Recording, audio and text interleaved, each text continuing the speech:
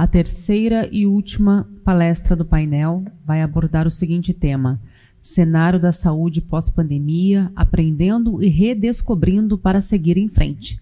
Será apresentada pelo professor Dr.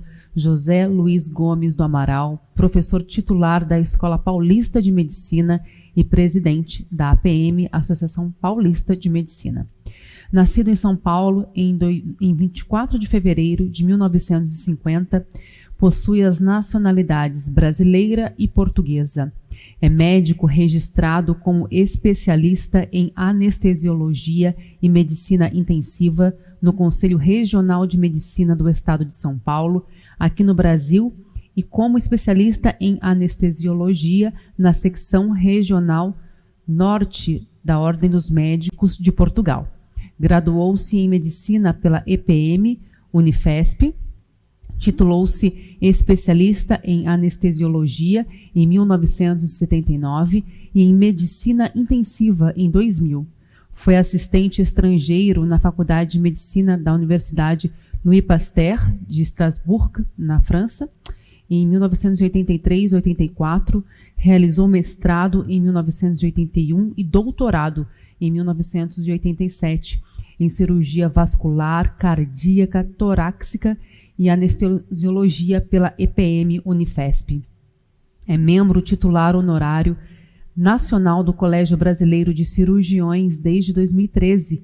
Foi presidente da Associação Paulista de Medicina em 2 gestões, presidente da Associação Médica Brasileira também em 2 gestões.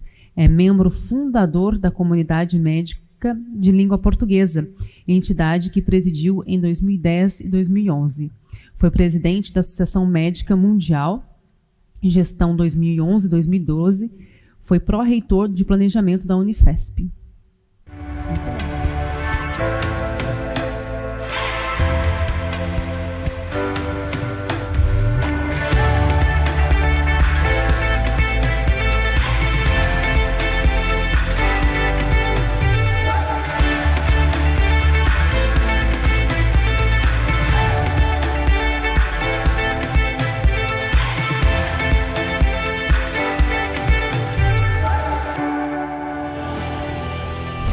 Com esse extenso e brilhante currículo, apresentamos o professor Dr.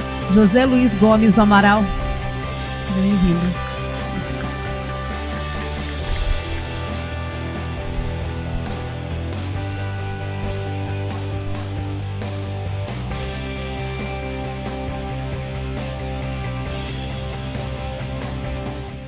Agora sim. Muito boa tarde. É um enorme prazer, Danilo, voltar aqui a São José dos Campos. Otton, muito bom estar com vocês. Nós tivemos aqui um pequeno contratempo, né? Mas que os slides não chegaram, depois eles chegaram e depois não abriram, mas eu fiquei acompanhando a palestra do Davi. Falei, puxa vida, tem tanta coisa mais interessante para conversar do que os slides que eu trouxe, que eu achei que talvez esse pequeno inconveniente, que foi esse problema com o desastre, talvez ele resulte mais interessante, em algo muito melhor. Portanto, eu vou contar para vocês algo que eu compartilhei com alguns amigos, colegas de faculdade. Eu tenho um grupo de colegas de faculdade muito próximo. Nós nos amamos muito e convivemos intensamente mesmo. Convivemos a cada 3 meses, 2 meses, nós nos reunimos, e isso há bem mais de 40 anos. Portanto, é muito gostoso trocar ideias com eles. E durante esse período da pandemia, nós temos tido oportunidade de conversar diariamente com todos, né? E tem um colega aqui de São José dos Campos que particularmente, com quem particularmente eu gosto muito de conversar, Sebastião Domingues. E o Sebastião é um fulano fantástico e ele tem sempre uma visão muito inteligente e muito original das coisas. E nós estávamos ali num debate, ali no grupo, e alguns pensavam de uma forma, outros pensavam de outra. Bom, quem é que, ao longo dessa pandemia, já não discutiu intensamente seus pontos de vista com amigos, né? E, às vezes, os amigos se afastam, né? Bom, em função dessas divergências de opinião. Isto é um fenômeno constante. Eu acredito que ninguém escapou disso. Tem muita gente que escapou do vírus, mas disso dificilmente alguém escapou, né? Bom, então eu fiquei pensando nessa conversa e eu fiquei me imaginando num naufrágio, né? Um naufrágio talvez seja uma analogia interessante que nós possamos fazer com a pandemia. O que acontece num naufrágio, né? Num naufrágio, nós, imagina, é noite, o mar revolto, nós somos lançados à água, escombros por todos os lados, e nós nos agarramos em qualquer coisa que pareça flutuar. Aquilo parece flutuar, eu me agarro porque eu quero me manter acima d'água. Eu me agarro naquilo e depois eu percebo que aquilo que eu imaginei que me mantivesse acima do nível da água, não, aquilo afunda. E se eu continuar agarrado naquilo, eu não vou sobreviver. E aí eu me vejo naquela situação de o que fazer? Eu largo disso, eu largo desta proposta que me parecia apontar para a sobrevivência, largo ou não largo? Bom, e aí mas antes de largar disso, eu quero ver se tem alguma outra coisa que eu possa me segurar, porque isso ainda, de certa forma, me sustenta. E aí eu não encontro nada que me pareça suficientemente grande, né? Capaz de me suportar acima da água. E o que eu faço? Bom, eu vou continuar agarrado nisso, eu vou largar disso e vou me agarrar na primeira coisa que flutue, ainda que seja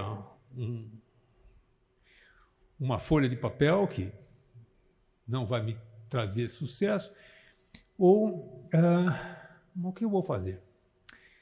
Eu vou me debater, eu vou gritar junto com outros que também estão gritando. Certamente me manter agarrado naquilo que está me levando para o fundo é uma maneira de acelerar o desfecho fatal. Por outro lado, se eu ficar me agitando e gritando, reclamando de alguém que estava conduzindo o navio mal, enfim, etc., qualquer coisa desse tipo, botar culpa em alguém, isto só vai também me fazer gastar energia à toa e vai me levar também para o desfecho fatal. Eu preciso resistir, né? Ter um pouco, aproveitar o que me resta de resiliência, resistir e tentar pensar de uma maneira racional, de uma maneira lógica. Eu tenho que preservar um pouco a minha lucidez. E talvez com lucidez eu consiga discernir entre aquilo que flutua, algo que me mantenha acima d'água mais algum tempo e por aí. E assim, quem sabe eu aumente a minha expectativa, a minha esperança de sobrevida. Bom, lucidez, num momento desse, num naufrágio, mar revolto, querer lucidez é querer muito, não é? E será que a lucidez vai me levar mesmo para o sucesso? Aumenta a minha expectativa de sucesso? Não sei, mas é basicamente aqui que nós estamos e aqui que eu gostaria de começar a discutir alguns assuntos que me vieram à mente quando o Davi estava contando um pouquinho a visão dele da situação. Bom, nós podemos concluir que sem lucidez, em pânico, nós temos poucas chances de êxito. Bom, e com lucidez? Vamos refletir um pouco. Eu outro dia esbarrei num artigo interessantíssimo. Era uma resenha de um livro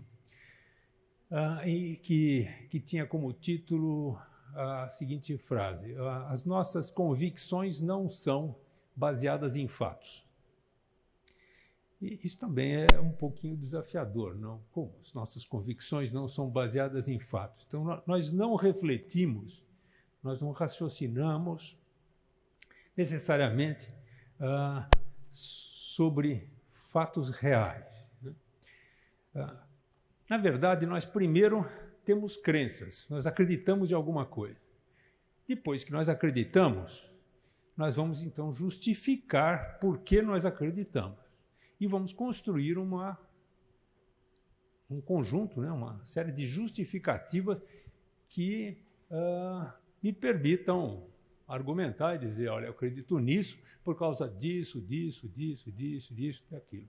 Não é verdade? Então eu estava ali naquela situação e eu vi um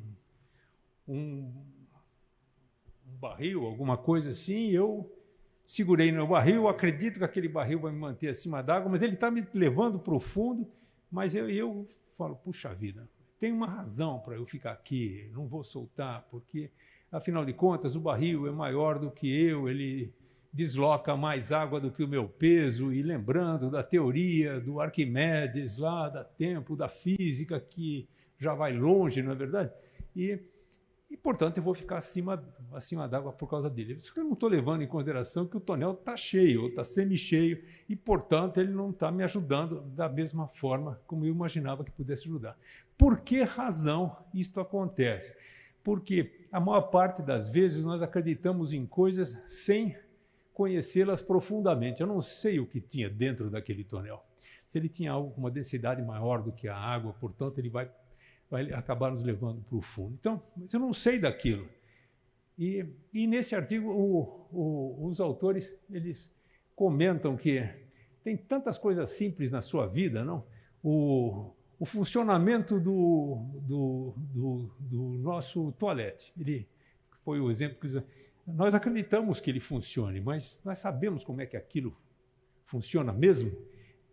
São princípios que vagamente nós temos ideia que ali são aplicados na construção de um banheiro, mas nós acreditamos no banheiro, enfim, mas nós não sabemos muito bem como ele funciona, mas justificamos. Então nós, primeiro, acreditamos em alguma coisa, depois construímos uma teoria, e essa teoria, na verdade, é baseada em coisas que nós não conhecemos muito.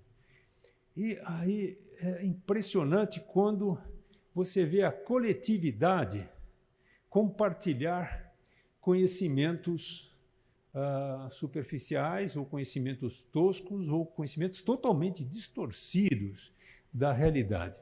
Outro dia também me mandaram, talvez vários de vocês tenham recebido, né, um filme sobre um grupo de cientistas, entre aspas, que discutia os chips que se encontravam dentro das vacinas, né?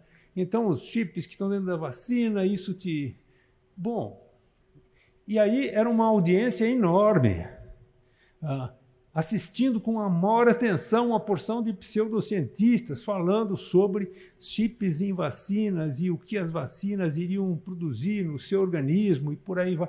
Coisas totalmente estapafúrdias, mas isto é, vamos dizer, o compartilhamento coletivo de informações toscas, né? Informações fragmentadas e infundadas, mas que causa uma grande expectativa. E aí, nós vamos para a nossa... para a bioquímica das nossas convicções, né? Quando você acredita em alguma coisa e escuta informações que vão ao encontro daquilo que você acredita, aparentemente confirmam aquilo que você acredita, você se sente prazer, você se sente animado, excitado. Quando as informações que você recebe são informações que não têm nada a ver com aquilo que você pensa, vão de encontro àquilo que você pensa, você para e diz, não vou prestar atenção nisso. E vai ver se tem alguma outra mensagem que tenha sido mandada naquele momento, se distrai com alguma outra coisa. Você não tem prazer, né, em ouvir aquilo que você não gosta. Portanto, temos aqui um belo problema. Não é prazeroso ouvir informações informações que sejam desfavoráveis às suas crenças, né? Bom, então, nós estamos vivendo aqui uma situação, a pandemia nos levou a uma situação que poderia ser comparada a um naufrágio, e fica muito difícil você raciocinar o naufrágio, e ela também, mesmo se você preservar alguma lucidez, ela te coloca, vamos dizer, em confronto com uma série de situações que, eventualmente, podem não ser conduzidas ou refletidas de uma maneira adequada. Bom, quais são as convicções? Agora vamos para um outro aspecto interessante. Vou fazer uma lista de convicções que todos nós já trabalhamos, né? Estamos trabalhando até. Quais são as convicções que nós construímos a partir do início da pandemia? Eu vou ser bem sincero, vou tentar pelo menos ser sincero em confessar aqui para vocês quais foram as convicções que eu construí ao longo do tempo. Então, a primeira convicção será que isso é grave? Será que isso é grave? Então vamos lá, para janeiro do ano passado, né? Será que isso é grave? Será que isso não é grave? Como é que é? A segunda convicção será que isso vai chegar aqui? Né? Não sei se vai chegar aqui. Então, eu vou reproduzir aqui um diálogo que eu tive com o ministro da Saúde exatamente nesse período. Eu estava, naquela época, quando estava para chegar a nossa pandemia, eu estava trabalhando no Ministério da Defesa com um projeto de interiorização de médicos, que é um assunto que sempre me fascinou. E aí nós estávamos aguardando chegarem os representantes do Ministério da Defesa no Ministério, e eu estava conversando com o ministro da Saúde, no gabinete dele, uma conversa absolutamente informal, né? Então, aí ele falou para mim, Zé, sabe de uma coisa? Nós temos aqui um grupo que acompanha viroses, né, doenças emergentes no mundo inteiro e tal, tem um grupo de monitorização para virose. E eles estão muito preocupados com uma virose que surgiu na China e que me parece trazer um risco muito grande. A mortalidade não parece ser muito alta, mas a transmissibilidade é muito alta. Portanto, nós vamos atingir um grande número de pessoas e eu acho que o nosso sistema de saúde não tem condição de como fazer. Mas eu acho que isto é um problema. E eu perguntei para ele, mas você acha que vai chegar aqui? Eu perguntei, você acha que vai chegar aqui? Ele falou, não sei, mas o nosso pessoal aqui está muito preocupado, né? E naquela época não havia sido ainda declarada a pandemia, né? Tá bem? Nosso pessoal está muito preocupado, etc. E claro que vai chegar, meu Deus. Como é que uma coisa que acontece em algum lugar do mundo não chega aqui? Olha, tudo chega muito depressa na revolução dos transportes que nós estamos aqui assistindo fascinados nos últimos anos. Então, é claro que ia chegar muito rápido, e realmente chegou. Então, tivemos duas convicções, que todos nós quisemos ter, não havia nenhuma razão para você achar que não chegasse. Mas é algo que você quer, não é? Que chegue. Portanto, você cria toda uma série de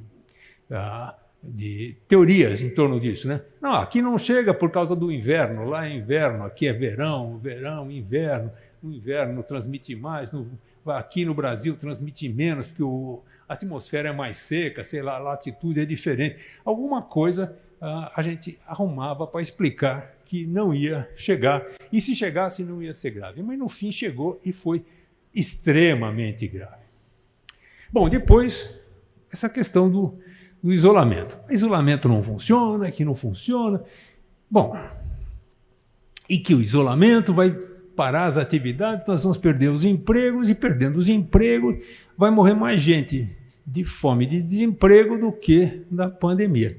E realmente é muito interessante, tem um estudo que foi publicado no Lancet, feito com o apoio de alguns pesquisadores daqui do Brasil, da Fiocruz, notadamente, que relacionou nos anos entre 2010 e 2014 ao aumento do desemprego no Brasil, e não foi de 2010, mas foi mais ou menos nesse período, foi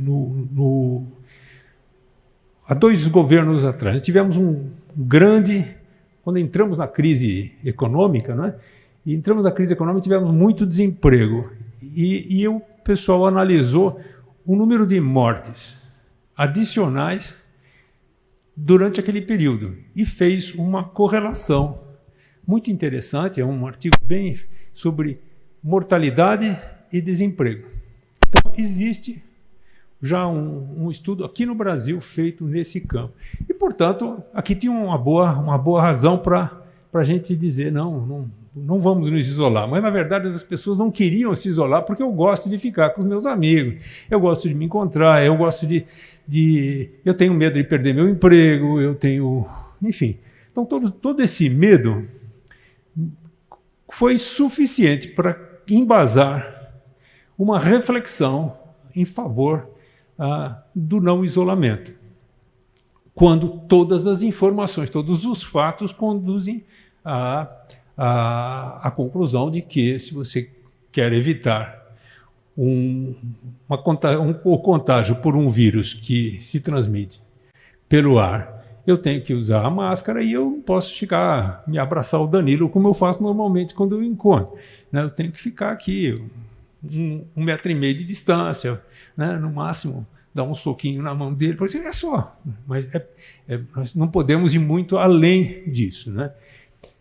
Mas nós construímos uma reflexão, um raciocínio inteiro, explicando que isto não adiantava nada. Bom, e depois vamos discutir se a máscara funciona, se a máscara não funciona, se a máscara precisa 3 camadas, 1 camada, 2 camadas, N95. Bom, enfim, quanto mais máscara, mais funciona. Tem uma piada até bastante interessante, né? Que é o seguinte, uma piada até que um pouquinho...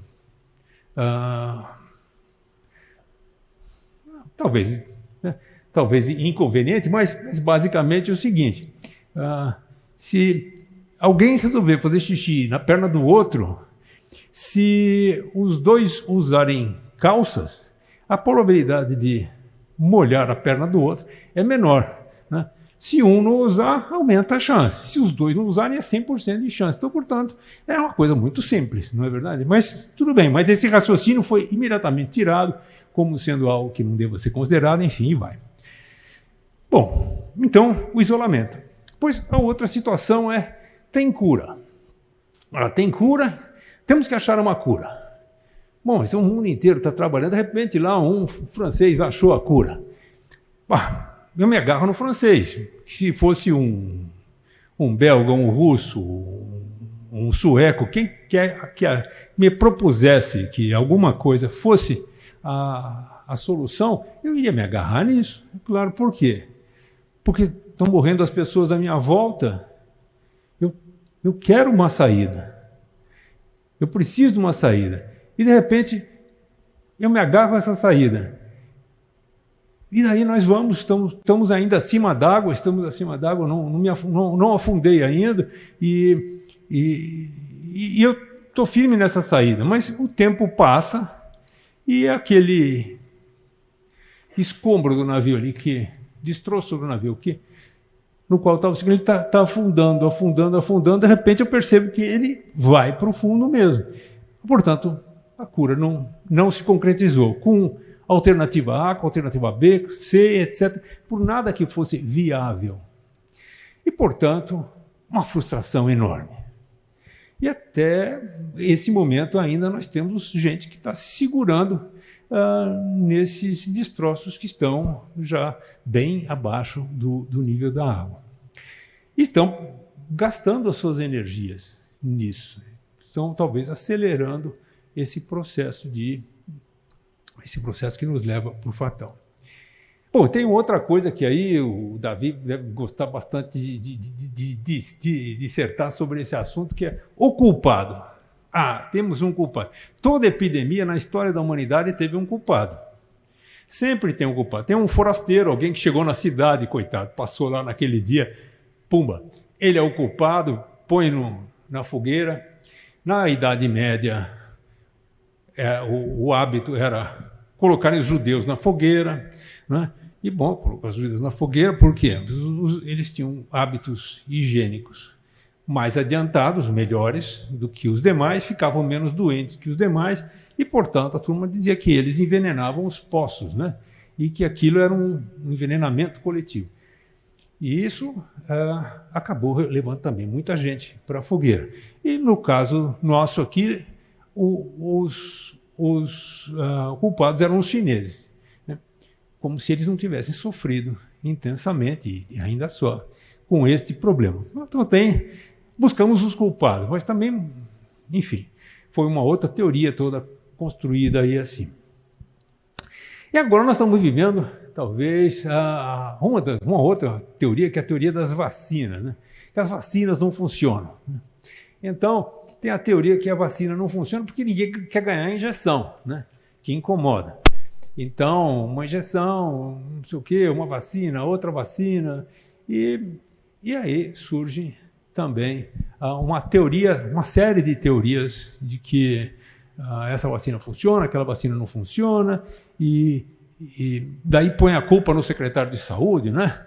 Temos aqui a secretária de saúde, porque, enfim, faz parte da lista dos culpados, sempre tem o secretário de saúde, sempre o ministro da saúde, todos eles fazem parte dessa lista. Bom, é o momento que nós nos encontramos nesse instante. Tá bem? Nós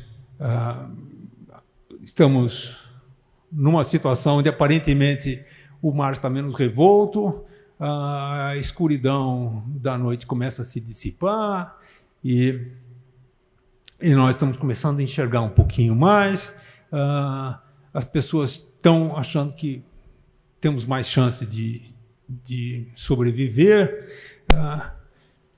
E agora? Né? Então, a nossa conversa é: e agora? Né? Daqui para frente, como é que nós vamos? Então, o que eu contei para vocês é uma história sobre o que nós vivemos nesses quase 2 anos. Né? Como é que nós vamos viver os próximos? Aqui a nossa secretária de saúde deve estar coçando a cabeça: como é que eu vou resolver toda a demanda reprimida nesse tempo todo? Como é que eu vou resolver esses agravos todos no sistema de saúde?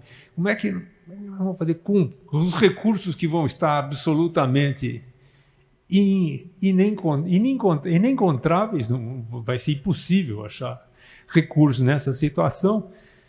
Bom, e nós, a sociedade, como é que nós vamos pensar nisso?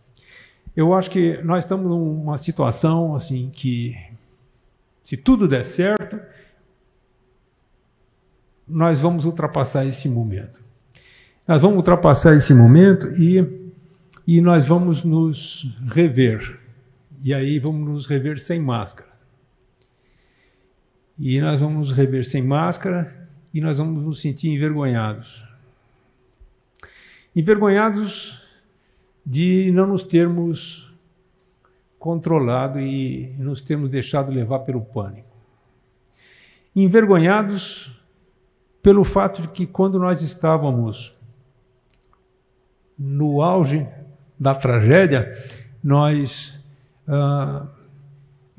disputamos com os nossos companheiros de infortúnio, disputamos agressivamente o mesmo destroço para sobreviver. Nós nos comportamos mal. Nós não fomos capazes de entender por que as pessoas se agarravam a certas crenças e as criticamos impiedosamente, dizendo que o senhor é negacionista, o senhor enfim, contribui, tornou-se mais um culpado para a situação e assim por diante. Tudo bem, ele se apoiou num pensamento negacionista, mas é totalmente compreensível. Eu acho que nesse momento nós temos que exercitar um pouquinho a indulgência. Nós temos que desculpar muitas ações que foram até muito prejudiciais vamos dizer, ao enfrentamento da situação. Mas nós temos que desculpar aqueles que, sinceramente, que genuinamente, acreditaram naquilo que não era para ser, não era razoável. Porque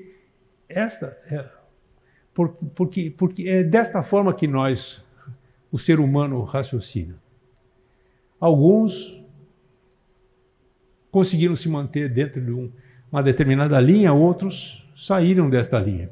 Nós vamos conviver, os que se mantiveram na linha, os que saíram da linha, nós vamos conviver nos próximos anos.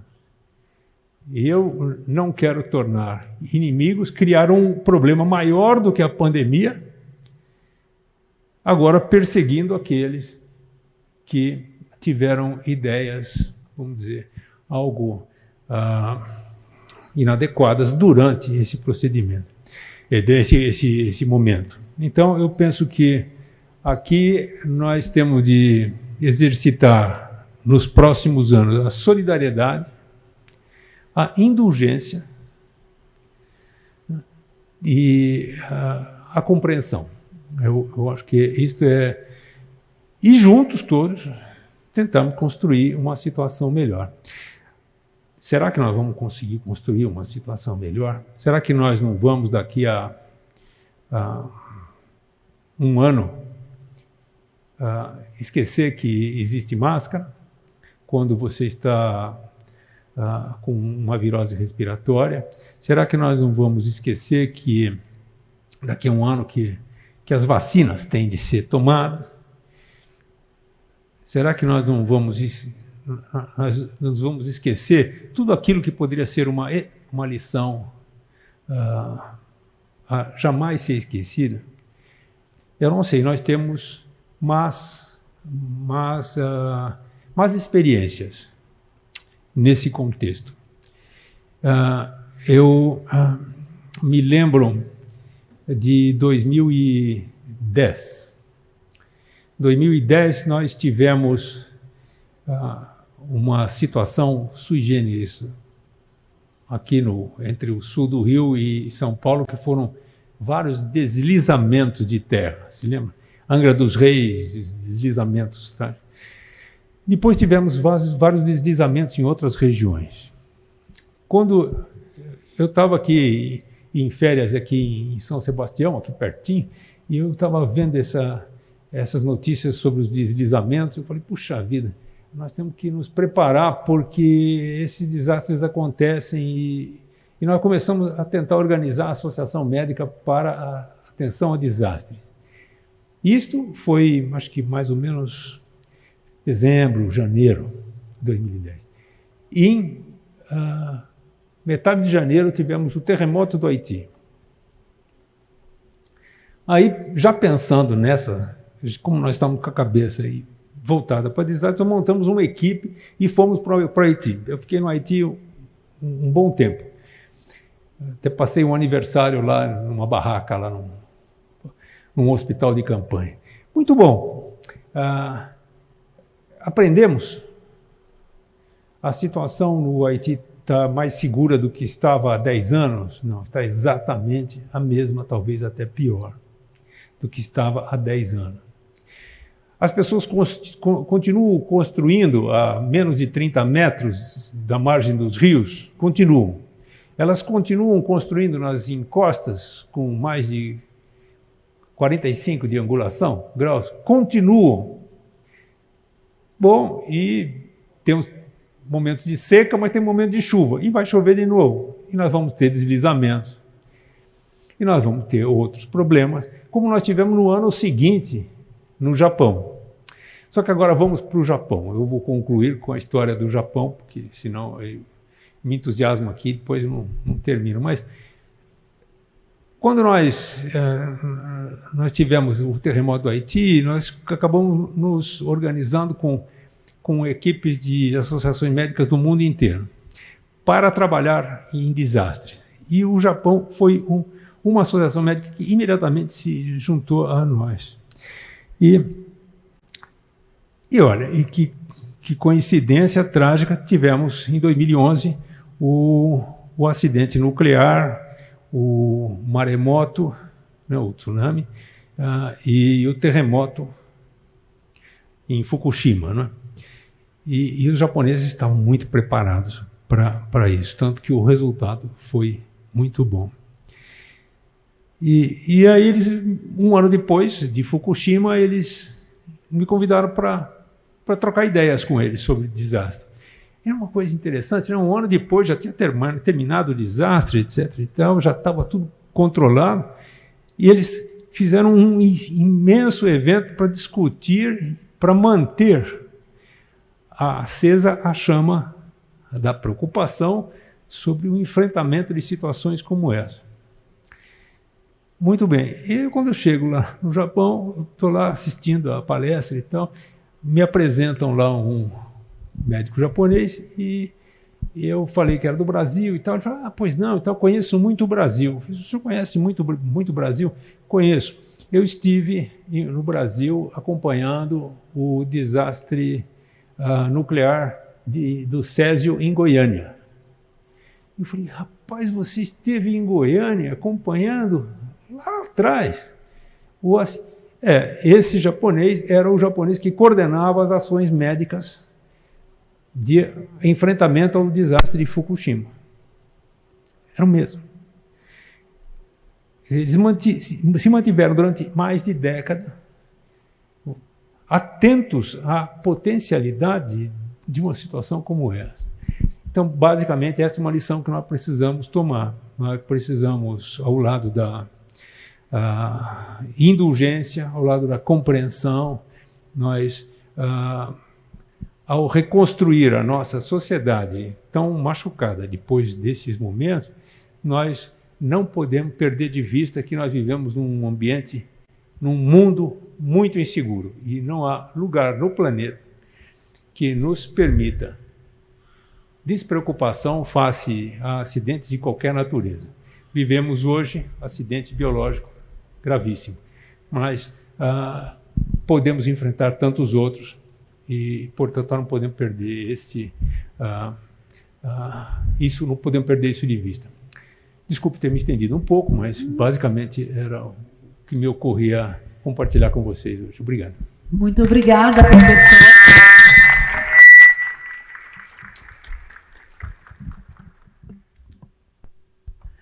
O senhor pode se sentar, por gentileza. Na verdade, nós estamos chegando ao fim, por conta do horário. A gente não vai ter agora o nosso debate, nós vamos encerrar o nosso evento. Agradecer por partilharem os saberes dos senhores. O painel foi muito produtivo. E agradecer a presença de quem está aqui com a gente até agora. E nosso evento se encerra, nosso primeiro congresso Ideias e Debates, tema saúde. Espero que os senhores tenham compartilhado entre si, construído novas conexões aqui, soluções para a saúde da nossa região, da nossa cidade. Parabéns à Rádio Jovem Pan São José dos Campos pela iniciativa e até amanhã teremos o nosso congresso de educação e vai ser 100% virtual. Hoje tivemos um formato híbrido e foi até bem interessante esse teste que nós fizemos, mas amanhã será 100% online. Agradecemos às autoridades presentes e a todos que participaram deste evento presencialmente e através dos canais online. Agradecemos também aos patrocinadores e apoiadores que viabilizaram a realização do nosso Congresso Ideias e Debates. Muito obrigada e até a próxima.